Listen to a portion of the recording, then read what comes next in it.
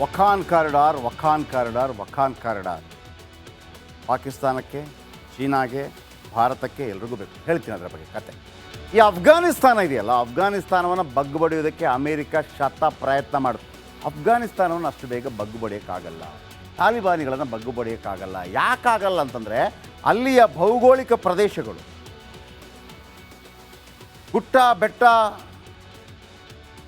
ಆಮೇಲೆ ಅಫ್ಘಾನಿಸ್ತಾನದಲ್ಲಿ ಲಾಡೆನ್ ಕೂಡ ತುಂಬ ದಿನಗಳು ಬಚಾವಾಗೋದಕ್ಕೆ ಅಲ್ಲಿ ಕಾರಣ ಆಯಿತು. ಅಲ್ಲಿ ಅಮೇರಿಕ ಪಡೆಗಳು ಕೂಡ ಏನು ಮಾಡಬೇಕು ಅಂತ ಗೊತ್ತಾಗ್ತಾ ಇದೆ. ಈಗಂತೂ ಬಿಡಿ, ಅದು ಎಲ್ಲ ಯುದ್ಧ ಆಗಿ ಆಗಿ ಆಗಿ ಎಲ್ಲ ಬಿದ್ದೋಗಿ.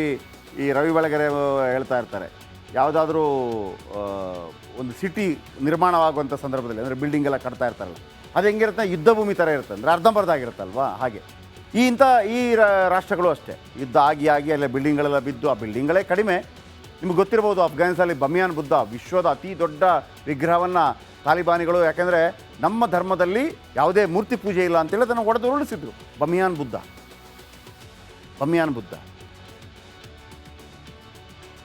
ಹಾಗಾಗಿ ಅವರು ಗೆರಿಲ್ಲಾ ಯುದ್ಧಗಳಿಗೆ ಭಾಳ ಫೇಮಸ್. ಎಲ್ಲಿಂದ ಬರ್ತಾರೆ ಏನು, ಆಮೇಲೆ ಆ ದೊಡ್ಡ ಗುಡ್ಡಗಳ ಒಳಗಡೆ ಸುರಂಗ ಮಾರ್ಗಗಳು ಏನೆಲ್ಲ ಇದೆ.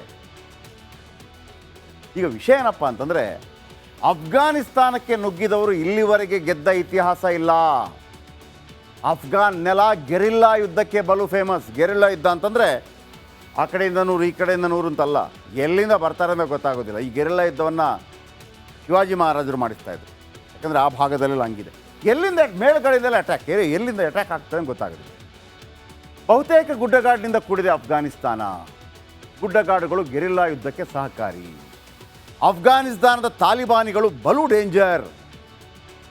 ಆಮೇಲೆ ಈ ಹಿಂದೆ ಅಮೆರಿಕ ಬಂತು, ಯುದ್ಧ ಮಾಡ್ತು, ಅವ್ರಿಗೆ ಗೆಲ್ಲಕ್ಕೆ ಆಗಲೇ ಇಲ್ಲ. ಅಲ್ಲಿದ್ದ ಅಮೆರಿಕದ ಎಲ್ಲ ಶಸ್ತ್ರಾಸ್ತ್ರಗಳು ಅಲ್ಲೇ ಇದೆ ತಾಲಿಬಾನಲ್ಲಿ, ಅಫ್ಘಾನಿಸ್ತಾನದಲ್ಲಿ. ಎಷ್ಟು ಅಮೆರಿಕ ಬಿಟ್ಟು ಹೋದ ಪ್ರಬಲ ಶಸ್ತ್ರಾಸ್ತ್ರಗಳು, $1 ಬಿಲಿಯನ್ ಶಸ್ತ್ರಾಸ್ತ್ರ. 1 ಬಿಲಿಯನ್, ಮಿಲಿಯನ್ ಅಲ್ಲ, ಬಿಲಿಯನ್. ಬಿಲಿಯನ್ ಅಂದರೆ ಗೊತ್ತಾಯ್ತಲ್ಲ ಎಷ್ಟು ಅಂತೇಳಿ. $1 ಬಿಲಿಯನ್.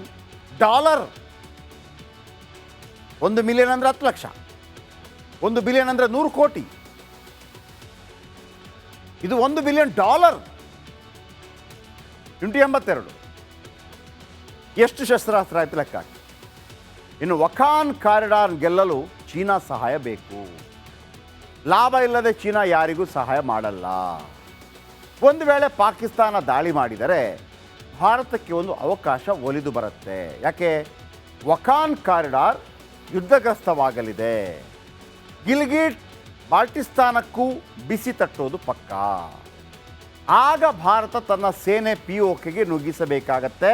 ಜೊತೆಗೆ ಪಾಕ್ ವಿರುದ್ಧ ಅಫ್ಘನ್ನರಿಗೆ ಸಹಾಯ ಮಾಡಬೇಕಾಗತ್ತೆ. ಅತ್ತ ತಾಲಿಬಾನ್, ಇತ್ತ ಭಾರತ ದಾಳಿ ಮಾಡಿದರೆ ಸಹಜವಾಗಿ ಮೆತ್ತಗಾಗಲಿದೆ ಪಾಕಿಸ್ತಾನ. ಗಿಲ್ಗಿಟ್ ಬಾಲ್ಟಿಸ್ತಾನವನ್ನು ಕೈವಶ ಮಾಡಿಕೊಳ್ಳೋದಕ್ಕೆ ಇದೊಂದು ಅವಕಾಶ. ಇಲ್ಲಿ ಯುದ್ಧ ಆದರೆ ವೀಕ್ಷಕರೇ POKಗೆ ನುಗ್ಗುವ ಸಾಧ್ಯತೆ ಇದೆ ಭಾರತ. ಏನು POK ಅಂದರೆ ಪಾಕಿಸ್ತಾನ್ ಆಕ್ಯುಪೈಡ್ ಕಾಶ್ಮೀರ್. ಅದು ಯಾರು ಹೇಳೋದು? ನಾವು ಹೇಳೋದು.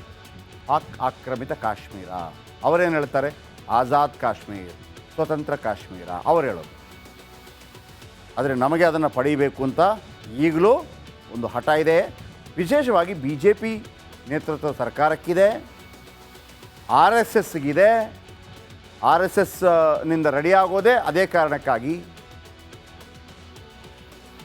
ಸೊ ಹಾಗಿರುವಾಗ ಇಂಥದ್ದಾದರೆ ನರೇಂದ್ರ ಮೋದಿಯವರೊಂದು ಮಾತು ಹೇಳ್ತಾರೆ, ಕೆಲವು ಇಂಥ ಅನಾಹುತಗಳಿದೆಯಲ್ಲ ಒಮ್ಮೊಮ್ಮೆ ಅವಕಾಶಗಳಾಗಿ ಪರಿಣಮಿಸುತ್ತೆ ಅಂತೇಳಿ. ಅದನ್ನು ಮಾಡುವ ಸಾಧ್ಯತೆ ಎಲ್ಲವೂ ಇದೆ. ನೋಡೋಣ.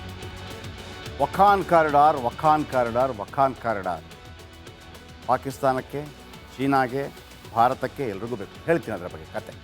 ಈ ಅಫ್ಘಾನಿಸ್ತಾನ ಇದೆಯಲ್ಲ, ಅಫ್ಘಾನಿಸ್ತಾನವನ್ನು ಬಗ್ಗು ಬಡಿಯೋದಕ್ಕೆ ಅಮೇರಿಕ ಪ್ರಯತ್ನ ಮಾಡುತ್ತೆ. ಅಫ್ಘಾನಿಸ್ತಾನವನ್ನು ಅಷ್ಟು ಬೇಗ ಬಗ್ಗು ಬಡಿಯೋಕ್ಕಾಗಲ್ಲ, ತಾಲಿಬಾನಿಗಳನ್ನು ಬಗ್ಗು ಬಡಿಯೋಕ್ಕಾಗಲ್ಲ. ಯಾಕಾಗಲ್ಲ ಅಂತಂದರೆ ಅಲ್ಲಿಯ ಭೌಗೋಳಿಕ ಪ್ರದೇಶಗಳು, ಗುಟ್ಟ ಬೆಟ್ಟ. ಆಮೇಲೆ ಅಫ್ಘಾನಿಸ್ತಾನದಲ್ಲಿ ಲಾಡೆನ್ ಕೂಡ ತುಂಬ ದಿನಗಳು ಬಚಾವಾಗೋದಕ್ಕೆ ಅಲ್ಲಿ ಕಾರಣ ಆಯಿತು. ಅಲ್ಲಿ ಅಮೇರಿಕ ಪಡೆಗಳು ಕೂಡ ಏನು ಮಾಡಬೇಕು ಅಂತ ಗೊತ್ತಾಗ್ತಾ ಇದೆ. ಈಗಂತೂ ಬಿಡಿ, ಅದು ಎಲ್ಲ ಯುದ್ಧ ಆಗಿ ಆಗಿ ಆಗಿ ಎಲ್ಲ ಬಿದ್ದೋಗಿ. ಈ ರವಿ ಬೆಳಗೆರೆ ಹೇಳ್ತಾ ಇರ್ತಾರೆ, ಯಾವುದಾದ್ರೂ ಒಂದು ಸಿಟಿ ನಿರ್ಮಾಣವಾಗುವಂಥ ಸಂದರ್ಭದಲ್ಲಿ, ಅಂದರೆ ಬಿಲ್ಡಿಂಗ್ ಎಲ್ಲ ಕಟ್ತಾ ಇರ್ತಾರಲ್ಲ, ಅದು ಹೆಂಗಿರುತ್ತೆ, ಯುದ್ಧ ಭೂಮಿ ಥರ ಇರುತ್ತೆ, ಅಂದರೆ ಅರ್ಧಂಬರ್ಧ ಆಗಿರುತ್ತಲ್ವಾ. ಹಾಗೆ ಈ ರಾಷ್ಟ್ರಗಳು ಅಷ್ಟೇ, ಯುದ್ಧ ಆಗಿ ಅಲ್ಲೇ ಬಿಲ್ಡಿಂಗ್ಗಳೆಲ್ಲ ಬಿದ್ದು, ಆ ಬಿಲ್ಡಿಂಗ್ಗಳೇ ಕಡಿಮೆ. ನಿಮ್ಗೆ ಗೊತ್ತಿರ್ಬೋದು, ಅಫ್ಘಾನಿಸ್ತಾನಲ್ಲಿ ಬಮಿಯಾನ್ ಬುದ್ಧ, ವಿಶ್ವದ ಅತಿ ದೊಡ್ಡ ವಿಗ್ರಹವನ್ನು ತಾಲಿಬಾನಿಗಳು, ಯಾಕೆಂದರೆ ನಮ್ಮ ಧರ್ಮದಲ್ಲಿ ಯಾವುದೇ ಮೂರ್ತಿ ಪೂಜೆ ಇಲ್ಲ ಅಂತೇಳಿ ಅದನ್ನು ಒಡೆದು ಉರುಳಿಸಿದ್ರು. ಬಮಿಯಾನ್ ಬುದ್ಧ.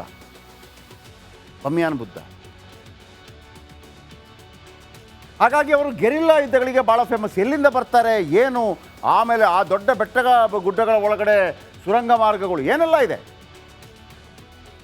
ಈಗ ವಿಷಯ ಏನಪ್ಪ ಅಂತಂದರೆ, ಅಫ್ಘಾನಿಸ್ತಾನಕ್ಕೆ ನುಗ್ಗಿದವರು ಇಲ್ಲಿವರೆಗೆ ಗೆದ್ದ ಇತಿಹಾಸ ಇಲ್ಲ.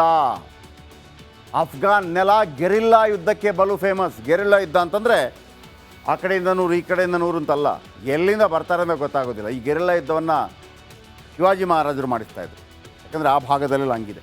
ಎಲ್ಲಿಂದ ಮೇಲ್ಗಡೆಯಿಂದಲೇ ಅಟ್ಯಾಕ್, ಎಲ್ಲಿಂದ ಅಟ್ಯಾಕ್ ಆಗ್ತದೆ ಅಂತ ಗೊತ್ತಾಗೋದಿಲ್ಲ. ಬಹುತೇಕ ಗುಡ್ಡಗಾಡಿನಿಂದ ಕೂಡಿದೆ ಅಫ್ಘಾನಿಸ್ತಾನ. ಗುಡ್ಡಗಾಡುಗಳು ಗೆರಿಲ್ಲಾ ಯುದ್ಧಕ್ಕೆ ಸಹಕಾರಿ. ಅಫ್ಘಾನಿಸ್ತಾನದ ತಾಲಿಬಾನಿಗಳು ಬಲು ಡೇಂಜರ್. ಆಮೇಲೆ ಈ ಹಿಂದೆ ಅಮೆರಿಕ ಬಂತು, ಯುದ್ಧ ಮಾಡ್ತು, ಅವ್ರಿಗೆ ಗೆಲ್ಲಕ್ಕೆ ಆಗಲೇ ಇಲ್ಲ. ಅಲ್ಲಿದ್ದ ಅಮೆರಿಕದ ಎಲ್ಲ ಶಸ್ತ್ರಾಸ್ತ್ರಗಳು ಅಲ್ಲೇ ಇದೆ ತಾಲಿಬಾನಲ್ಲಿ, ಅಫ್ಘಾನಿಸ್ತಾನದಲ್ಲಿ. ಎಷ್ಟು ಅಮೆರಿಕ ಬಿಟ್ಟು ಹೋದ ಪ್ರಬಲ ಶಸ್ತ್ರಾಸ್ತ್ರಗಳು, $1 ಬಿಲಿಯನ್ ಶಸ್ತ್ರಾಸ್ತ್ರ. 1 ಬಿಲಿಯನ್, ಮಿಲಿಯನ್ ಅಲ್ಲ, ಬಿಲಿಯನ್. ಬಿಲಿಯನ್ ಅಂದರೆ ಗೊತ್ತಾಯ್ತಲ್ಲ ಎಷ್ಟು ಅಂತೇಳಿ. $1 ಬಿಲಿಯನ್. 1 ಮಿಲಿಯನ್ ಅಂದರೆ 10 ಲಕ್ಷ, 1 ಬಿಲಿಯನ್ ಅಂದರೆ 100 ಕೋಟಿ. ಇದು $1 ಬಿಲಿಯನ್. 82 ಎಷ್ಟು ಶಸ್ತ್ರಾಸ್ತ್ರ ಆಯ್ತು ಲೆಕ್ಕ ಹಾಕಿ. ಇನ್ನು ವಖಾನ್ ಕಾರಿಡಾರ್ ಗೆಲ್ಲಲು ಚೀನಾ ಸಹಾಯ ಬೇಕು. ಲಾಭ ಇಲ್ಲದೆ ಚೀನಾ ಯಾರಿಗೂ ಸಹಾಯ ಮಾಡಲ್ಲ. ಒಂದು ವೇಳೆ ಪಾಕಿಸ್ತಾನ ದಾಳಿ ಮಾಡಿದರೆ ಭಾರತಕ್ಕೆ ಒಂದು ಅವಕಾಶ ಒಲಿದು ಬರುತ್ತೆ. ಯಾಕೆ? ವಖಾನ್ ಕಾರಿಡಾರ್ ಯುದ್ಧಗ್ರಸ್ತವಾಗಲಿದೆ. ಗಿಲ್ಗಿಟ್ ಬಾಲ್ಟಿಸ್ತಾನಕ್ಕೂ ಬಿಸಿ ತಟ್ಟೋದು ಪಕ್ಕಾ. ಆಗ ಭಾರತ ತನ್ನ ಸೇನೆ POKಗೆ ನುಗ್ಗಿಸಬೇಕಾಗತ್ತೆ, ಜೊತೆಗೆ ಪಾಕ್ ವಿರುದ್ಧ ಅಫ್ಘಾನರಿಗೆ ಸಹಾಯ ಮಾಡಬೇಕಾಗತ್ತೆ. ಅತ್ತ ತಾಲಿಬಾನ್, ಇತ್ತ ಭಾರತ ದಾಳಿ ಮಾಡಿದರೆ ಸಹಜವಾಗಿ ಮೆತ್ತಗಾಗಲಿದೆ ಪಾಕಿಸ್ತಾನ. ಗಿಲ್ಗಿಟ್ ಬಾಲ್ಟಿಸ್ತಾನವನ್ನು ಕೈವಶ ಮಾಡಿಕೊಳ್ಳೋದಕ್ಕೆ ಇದೊಂದು ಅವಕಾಶ. ಇಲ್ಲಿ ಯುದ್ಧ ಆದರೆ ವೀಕ್ಷಕರೇ POKಗೆ ನುಗ್ಗುವ ಸಾಧ್ಯತೆ ಇದೆ ಭಾರತ. ಏನು POK ಅಂದರೆ ಪಾಕಿಸ್ತಾನ್ ಆಕ್ಯುಪೈಡ್ ಕಾಶ್ಮೀರ್. ಅದು ಯಾರು ಹೇಳೋದು? ನಾವು ಹೇಳೋದು. ಪಾಕ್ ಆಕ್ರಮಿತ ಕಾಶ್ಮೀರ. ಅವರೇನು ಹೇಳ್ತಾರೆ? ಆಜಾದ್ ಕಾಶ್ಮೀರ್, ಸ್ವತಂತ್ರ ಕಾಶ್ಮೀರ ಅವರು ಹೇಳೋದು. ಆದರೆ ನಮಗೆ ಅದನ್ನು ಪಡೀಬೇಕು ಅಂತ ಈಗಲೂ ಒಂದು ಹಠ ಇದೆ. ವಿಶೇಷವಾಗಿ BJP ನೇತೃತ್ವದ ಸರ್ಕಾರಕ್ಕಿದೆ, RSSಗಿದೆ. RSSನಿಂದ ರೆಡಿಯಾಗೋದೇ ಅದೇ ಕಾರಣಕ್ಕಾಗಿ. ಸೊ ಹಾಗಿರುವಾಗ ಇಂಥದ್ದಾದರೆ ನರೇಂದ್ರ ಮೋದಿಯವರೊಂದು ಮಾತು ಹೇಳ್ತಾರೆ, ಕೆಲವು ಇಂಥ ಅನಾಹುತಗಳಿದೆಯಲ್ಲ ಒಮ್ಮೊಮ್ಮೆ ಅವಕಾಶಗಳಾಗಿ ಪರಿಣಮಿಸುತ್ತೆ ಅಂತೇಳಿ. ಅದನ್ನು ಮಾಡುವ ಸಾಧ್ಯತೆ ಎಲ್ಲವೂ ಇದೆ. ನೋಡೋಣ.